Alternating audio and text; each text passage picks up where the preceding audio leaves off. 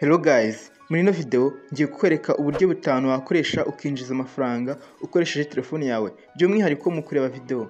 Ahangaha ngiye kukwereka application ushobora gushyira muri telefone yawe nonaha maze ugatangira kuzikoresha zikakwinjiriza amafaranga. Ahangaha ntabwo ziguha amafaranga menshi, ziguha amafaranga make gusa ayo mafaranga uko ugenda ukora akaba amafaranga menshi ukayabikuza ukayahembwa. Izi application harimo izikwishyura kuri mobile money, izikwishyura kuri PayPal ndetse n'izishyura kuri bank. Izi application zirizewe kandi nawe uraza gukora ubushakashatsi kugira ngo ubone ko zizewe. Ndaza kugenda nkwereka kugira ngo ugende ubona byinshi mu buryo bwizewemo, bityo wihitiremo iyo ukoresha. Ngiye kukwereka application eshanu guhera ku ya gatanu kumanura kugeza ku ya mbere bitewe nuko zirutanwa, kandi nkuko nabikubwiye mbere izino application zirizewe. Kugira ngo mbone izi application byantwaye igihe kinini ndimo kuzigerageza nkora research kugira ngo ino video ize kuba yagera hanze yerekana application eshanu wakoresha ukinjiza amafaranga, cyane cyane izikwishyura mu kureba video. Rero tambika phone yawe kugira ngo video yawe ibe igaragara. Kandi ndagusabye kugira ngo urebe ino video kugeza irangiye ntihagire agace na gato kagucika kugira ngo hatagira ikintu uhomba. Tudatinze rero reka duhere kuri application ya gatanu.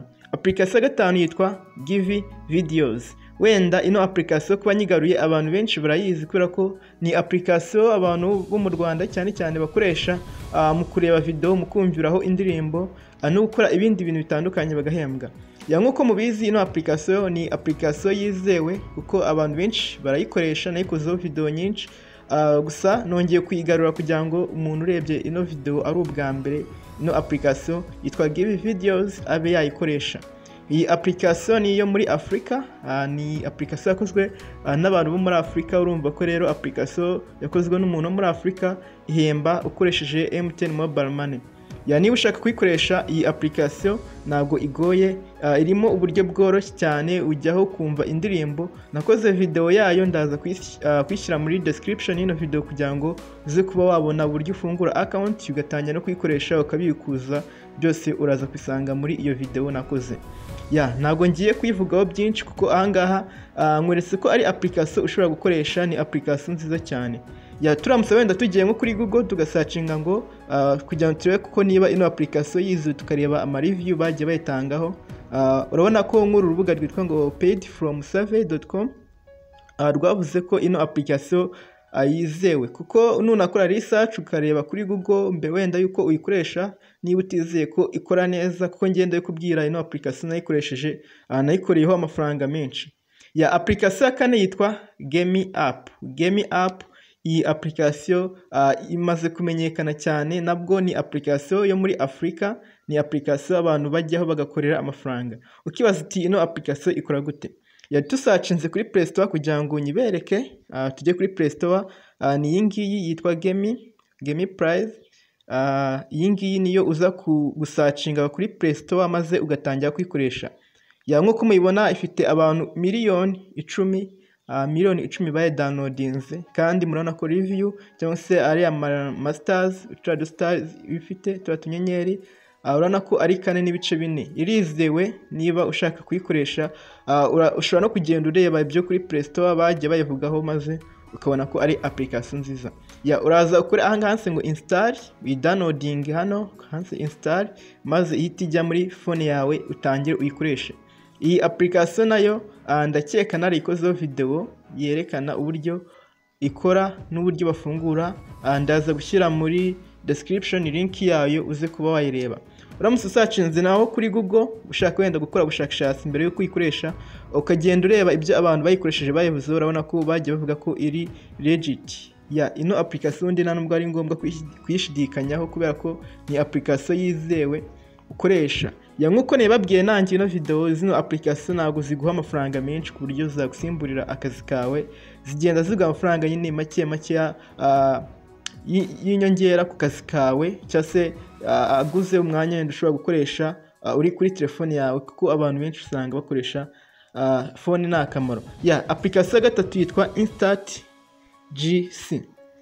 Iyo ni website, gusa ushaka application yayo nyine hari uburyo uhita downloadinga uciye kuri Chrome ukahita downloadinga. Iyi ni website yizewe nayo, nayo ikora guhembera ibintu bitandukanye, harimo wenda nko kureba video, ujyaho ukareba video ikakwishyura, ugakora survey murabizi ni ibintu byo gukora ibibazo by'ubushakashatsi, bakubaza ibibazo by'ubushakashatsi kugira ngo nk'urugero hari igihe umushoramari ashobora gushaka gushora imari mu Rwanda, bigasaba ko aca muri application akabaza abanyarwanda ibintu bitandukanye nk'ahantu bahahira n'ibindi bintu kugira ngo abashe kuba yashora imari mu Rwanda. Ibyo nibyo bita survey. Ukareba video nanone muri no application harimo uburyo bwo kureba video.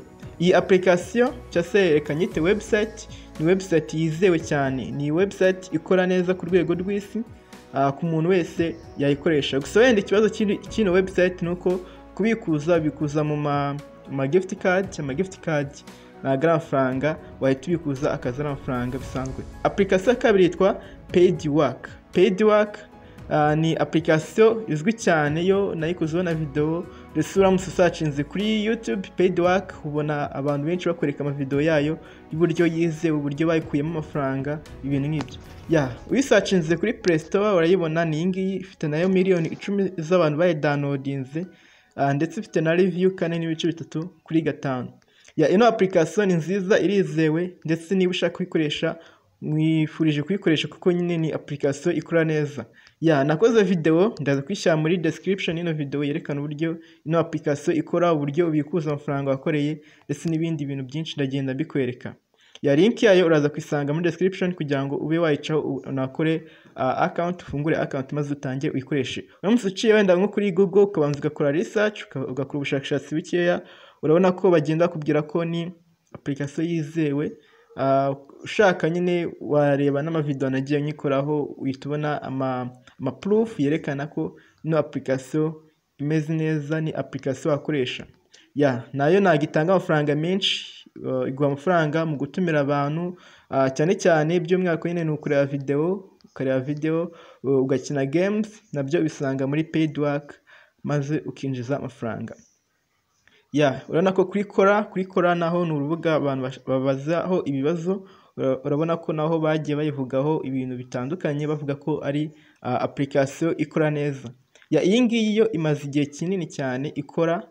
Kubikuza no gukoresha banki, wenda ikibazo nuko ikoresha banki, abantu benshi bakunda iza mobile money. Application iri ku mwanya wa mbere yitwa Mod App.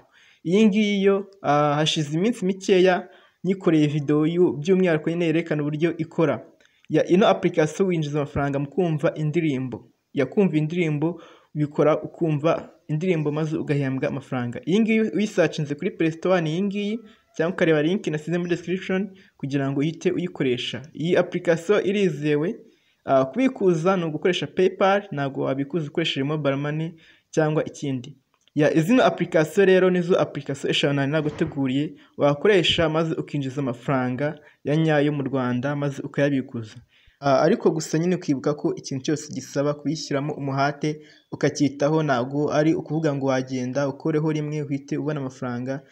Ni process. Gusa nyine icyo nakwizeza nuko zino application zizewe. Ku kindi kibazo ushobora kwandika muri comment.